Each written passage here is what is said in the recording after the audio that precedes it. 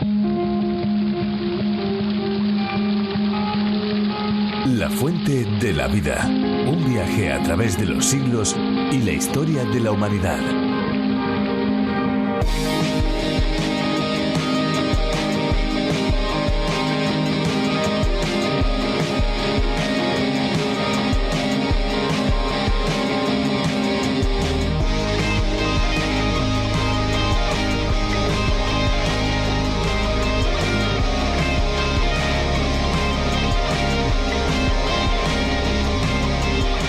La polidipsia es la denominación médica que se le da al aumento anormal de la sed y que puede llevar a la persona a ingerir grandes cantidades de líquidos, habitualmente agua. Se suele dar con frecuencia en los diabéticos, siendo en muchos casos uno de los primeros síntomas de la enfermedad. Hay que decir que la polidipsia no es una enfermedad, sino un síntoma. No es la causa, sino la consecuencia de algo. Para diagnosticar las causas de este trastorno, se somete al paciente a un test de privación de fluidos, tras lo cual se le practican análisis de sangre y de orina. Hola amigos, ¿qué tal? Compañeros de viaje, sí, porque esto es un viaje radiofónico por el libro de los libros, la Biblia. Esto es La Fuente de la Vida. Esperanza Suárez es quien les habla y junto con Fernando Díaz Sarmiento y todo el equipo que hace posible este espacio, les damos una cordialísima bienvenida. La Fuente de la Vida pretende ser un espacio cercano, tan cercano que les sentimos aquí, al lado nuestro. Tenemos unos teléfonos habilitados que les daremos al finalizar el espacio para que se puedan poner en contacto con nosotros. Estamos atentos a los comentarios y a las sugerencias que ustedes nos puedan hacer desde todos los países donde nos escuchan. Y es que La Fuente de la Vida es un programa que se puede oír en decenas y decenas de países por todo el mundo, desde América del Sur, América Central, América del Norte, desde el Caribe, pasando por Europa, incluso nos escuchan desde también el norte de África. Gracias a todos los que hacen posible este tiempo de radio. Estamos tan acostumbrados a ver películas de ficción con efectos especiales tan realistas que la realidad puede saber a poco. Estamos tan acostumbrados a esas cosas que algunas verdades nos parecen mentira. Cuando alguien pregunta si Dios es real, ¿por qué no hace algo extraordinario para que todos lo vean y crean en él? La contestación puede ser muy sencilla. Si el propio pueblo de Israel le rechazó tras haber sido librado de Egipto de forma milagrosa, con un mar siendo abierto ante sus ojos y tras haber sido sostenido en el desierto con comida que caía directamente del cielo y ropas que no se gastaban, no se dudaría que hoy la gente podría decir que cualquier acontecimiento increíble fuera una ilusión de óptica, una farsa, una conspiración o un gran teatro muy bien hecho. Como ejemplo concreto de esta incredulidad del ser humano, nos vamos al capítulo 12 del Evangelio según San Juan, donde conoceremos más detalles sobre la vida de Jesucristo y también la incredulidad de la gente de su tiempo. Nosotros no somos mejores, tomemos ejemplo de todo lo que vamos a escuchar a continuación. Adelante, Virgilio. La Fuente de la Vida.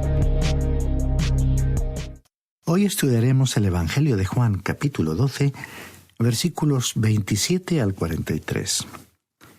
En nuestro programa anterior dejamos a Jesús hablando con los griegos que habían venido para verle, y llegamos hasta donde nuestro Señor expuso un gran principio, haciendo uso de la analogía física de un grano de trigo. Un grano de trigo muere en la tierra, pero produce la planta, la espiga y la cosecha. Tiene que morir para poder llevar fruto. Muchos creen que han visto a Jesús porque han leído los Evangelios y han estudiado su vida. Ven a un Jesús histórico, pero la verdad es que no han visto a Jesús hasta que hayan comprendido que Él es quien murió por nosotros, por usted y por mí en la cruz del Calvario. Él es quien murió por los pecados del mundo.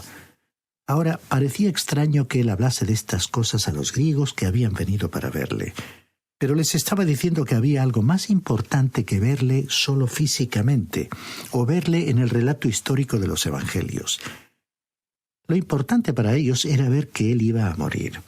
Iba a ser sepultado en la tierra, pero cuando aquel grano de trigo muriese, produciría la vida. Moriría, pero resucitaría. Y esto era lo que revestía verdadera importancia. El Señor, pues, continuó explicándoles a los griegos un gran axioma. Les presentó dos clases de vida y las puso en contraste.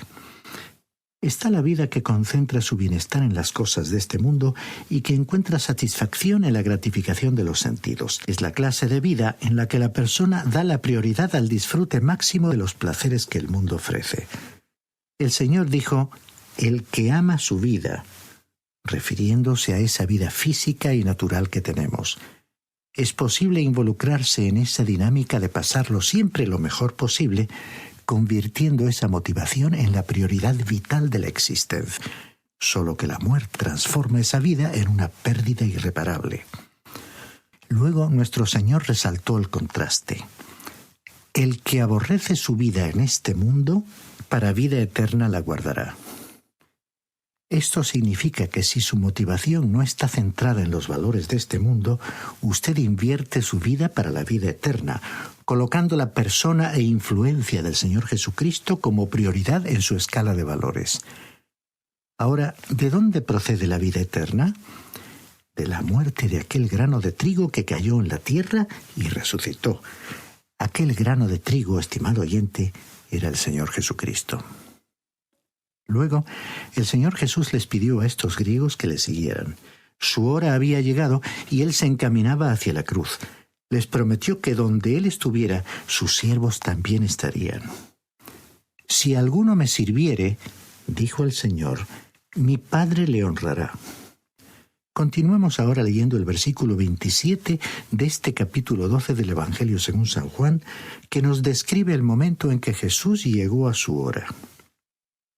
Ahora está turbada mi alma. ¿Y qué diré? Padre, sálvame de esta hora.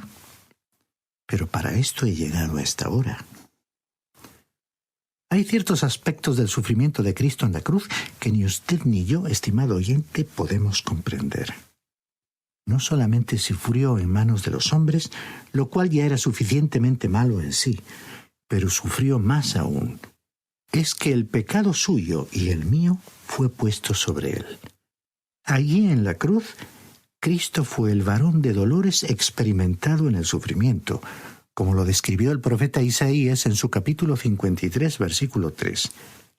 Llevó el pecado del mundo, siendo él sin pecado. Allí en la cruz llevó el pecado del mundo, no su propio pecado. Dijo el profeta, ciertamente llevó él nuestras enfermedades y sufrió nuestros dolores. Capítulo 53 de Isaías, versículo 4. Él fue hecho pecado por nosotros, fue tratado por Dios como el pecado mismo.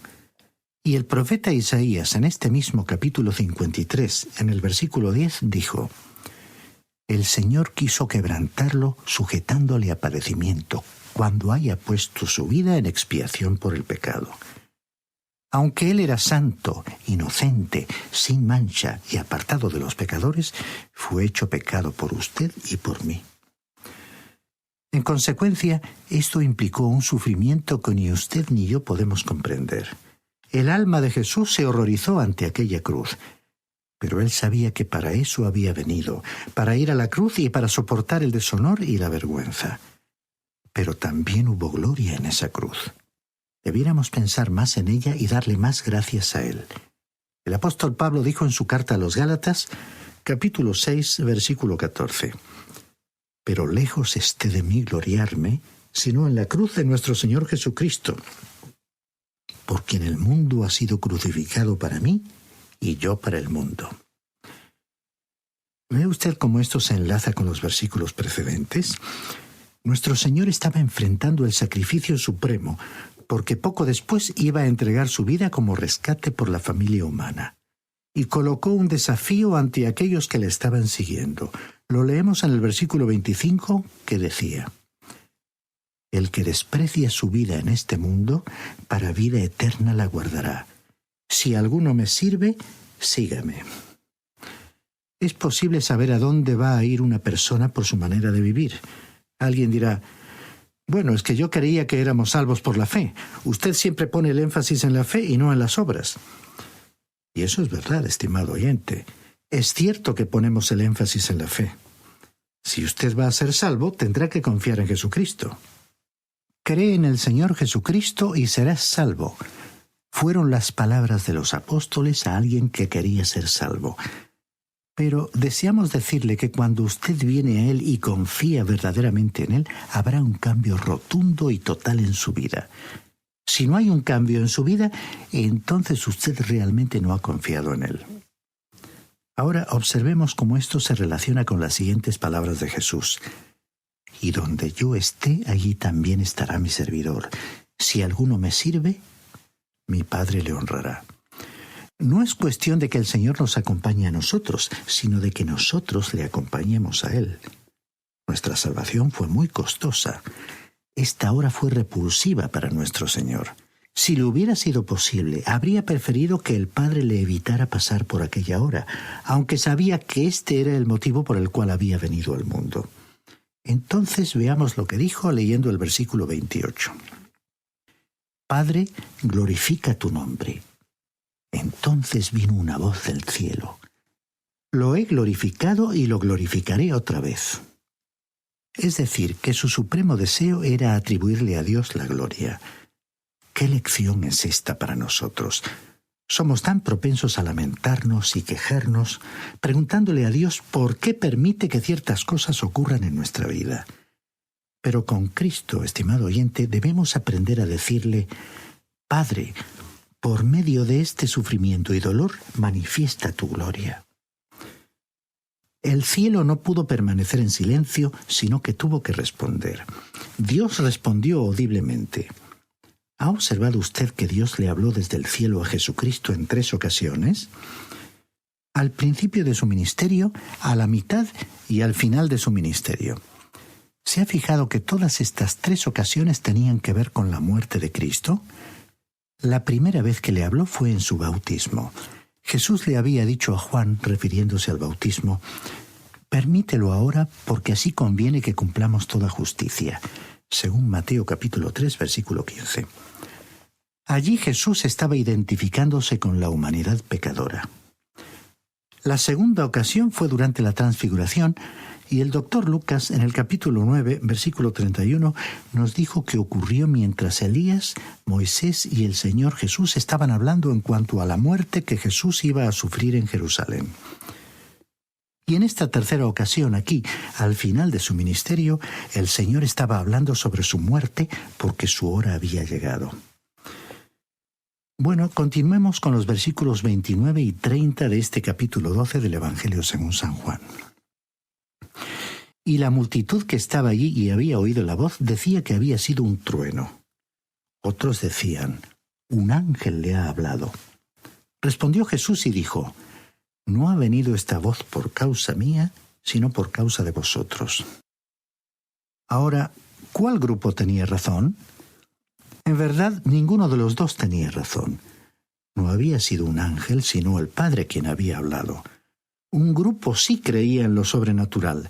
Sabían que habían oído una voz elocuente y sobrenatural. Conocían el ministerio de los ángeles por medio del Antiguo Testamento y comprendieron que los mensajes que Dios tenía que comunicarle al hombre generalmente venían por medio del ángel del Señor. Sin embargo, no comprendían que el ángel del Señor era el Cristo preencarnado. Pero sí reconocieron que una voz del cielo había transmitido un mensaje de Dios. Los del otro grupo dijeron que aquel sonido había sido un trueno. Trataron de darle una explicación natural, y esta es la misma reacción que muchos aún tienen en la actualidad. Dicen que la Biblia está llena de errores y que los milagros allí registrados no pueden ser verídicos y que tras esos elementos descritos como sobrenaturales tiene que haber una explicación natural, lógica. Podríamos comparar esa actitud con la de los que dijeron en este relato que se había producido un trueno. Es decir, simplemente un sonido por medio del cual Dios quiso decir algo que queda librado a la interpretación subjetiva de cualquier observador. La palabra de Dios dice que el nacimiento de Jesús fue sobrenatural. Su vida estuvo colmada de milagros, y su muerte fue como la de un grano de trigo. No se quedó en la tierra, él brotó como lo hace el grano de trigo. Ahora, el pensador crítico que una vez dijo que los huesos de Jesús duermen en alguna parte bajo los cielos sirios, tiene realmente un problema en sus manos. ¿Dónde están esos huesos? Porque la resurrección de Cristo no fue un fenómeno puramente espiritual, sino real.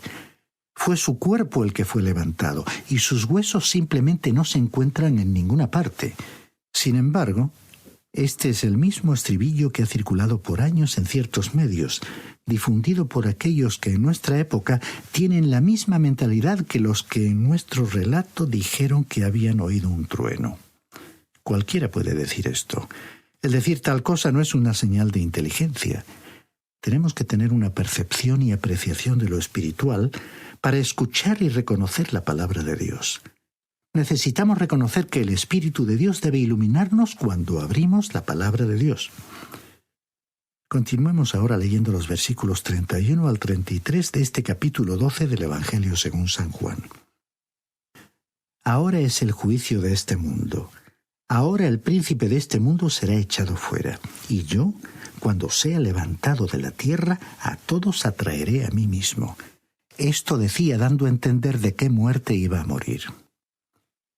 La muerte de Cristo en la cruz fue el juicio del mundo y del príncipe de este mundo. Esa es una de las verdades de las cuales el Espíritu Santo da testimonio, según el capítulo 16 de este mismo Evangelio de Juan, en los versículos 7 al 11. Vivimos en un mundo juzgado. Cristo vino a morir una muerte de juicio por los pecados del mundo, y si el mundo no acepta este sacrificio, el mundo entonces es juzgado. Ahora, ¿cómo sería expulsado Satanás, el príncipe de este mundo? Creemos que esto será llevado a cabo por un proceso gradual. Cuando Cristo murió en la cruz, estamos convencidos de que Satanás no comprendió lo que estaba sucediendo. Lo que él creía ser una derrota para Cristo se convirtió en una victoria. Satanás perdió la batalla en la cruz y por eso el Señor pudo decir que el príncipe de este mundo sería echado fuera. Luego, en Apocalipsis capítulo 12, versículo 10, se nos dice que Satanás ha sido expulsado del cielo. Esta es la segunda etapa. Más adelante, en Apocalipsis capítulo 20, versículo 3, es arrojado al abismo. Y por último, en Apocalipsis capítulo 20, versículo 10, Satanás es lanzado en el lago de fuego. Y esta es la última etapa de su derrota. En la cruz su condena fue sellada. Por ello se afirma que la cruz marca la victoria de Cristo y la derrota de Satanás. Ahora vemos que Jesús puso el énfasis en su muerte redentora. Su muerte atraerá hacia él a todos los seres humanos. Aquellos que crean serán salvados. Aquellos que le rechazan serán condenados. Considere usted cuán importante es levantar a Jesús delante de los seres humanos, colocando el énfasis sobre su muerte redentora. Hay multitudes que en algunos círculos llamados cristianos no oyen la palabra de Dios. Pensemos en personas de todas las condiciones sociales y de todos los niveles culturales. Ellas no oyen. Porque Jesús, el Señor crucificado, no está siendo levantado en la proclamación del Evangelio. Estimado oyente, el Evangelio debe ser predicado, y el tema central del Evangelio es un Cristo que fue crucificado. Continuemos ahora con los versículos 34 al 36 de este capítulo 12 de San Juan.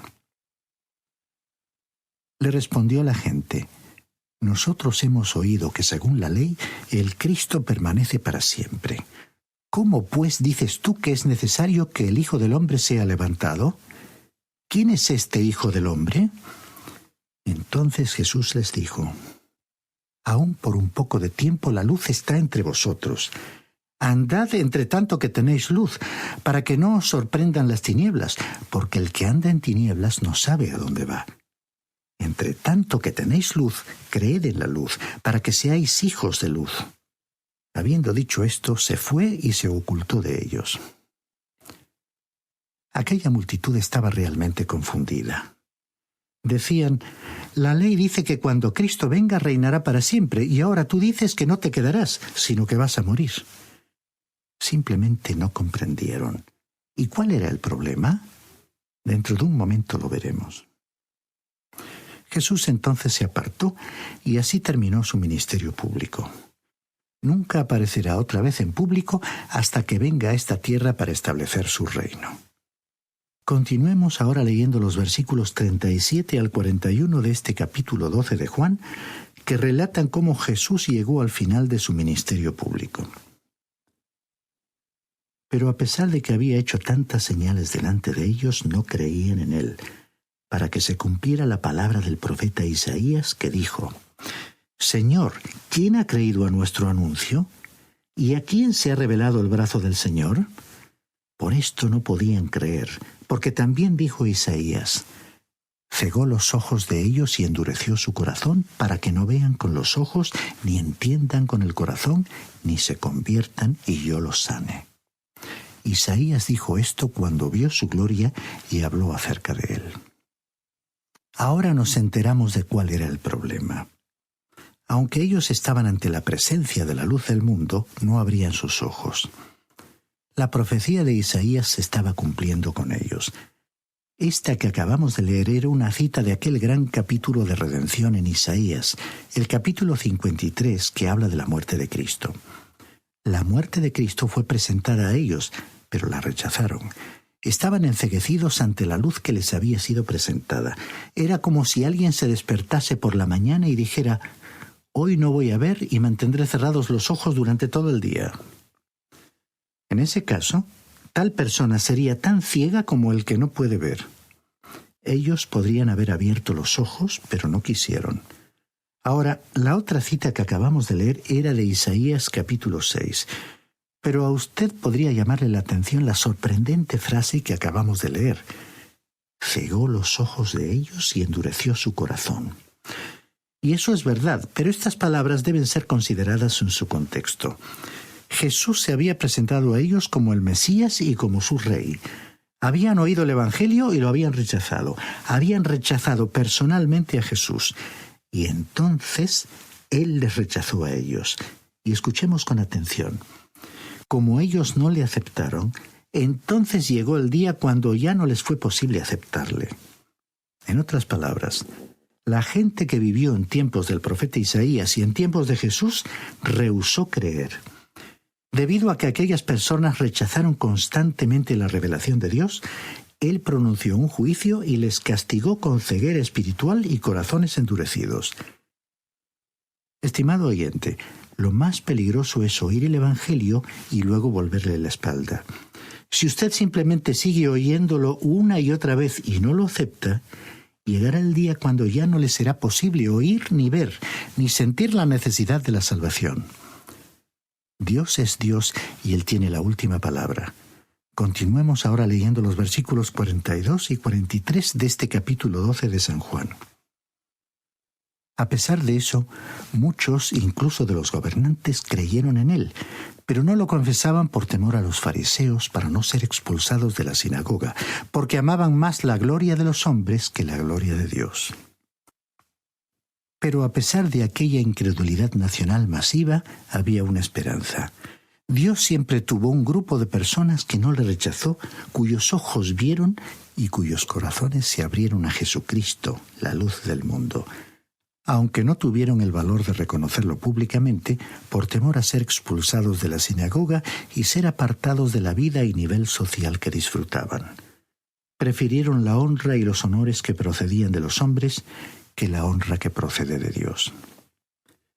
Así también hoy hay muchas personas que se encuentran en la misma situación. Han creído en el Señor Jesucristo como su Salvador y por lo tanto son salvos y disfrutan de una relación con Dios, pero tienen una vivencia incompleta, una experiencia espiritual parcial de su fe porque no la manifiestan a las personas de su entorno social, por temor a las opiniones humanas divergentes o a perder privilegios o distinciones. Por ello, queremos terminar una vez más nuestro encuentro diario recordando nuevamente las palabras del Señor citadas al finalizar nuestro programa anterior. Es que esas palabras son mucho más que una declaración esperanzadora.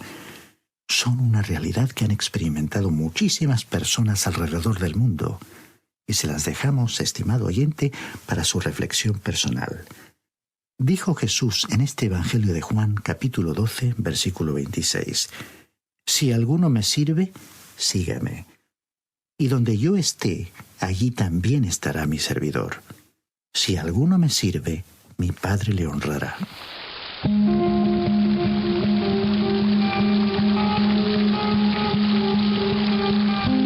Pues hemos llegado, amigos, al final del programa, pero les invitamos a visitar nuestra web, lafuentedelavida.com, o bien descargar la aplicación La Fuente de la Vida, que también se puede encontrar con el nombre de A Través de la Biblia. Si desean enviarnos un email, lo pueden hacer a info@radioencuentro.net.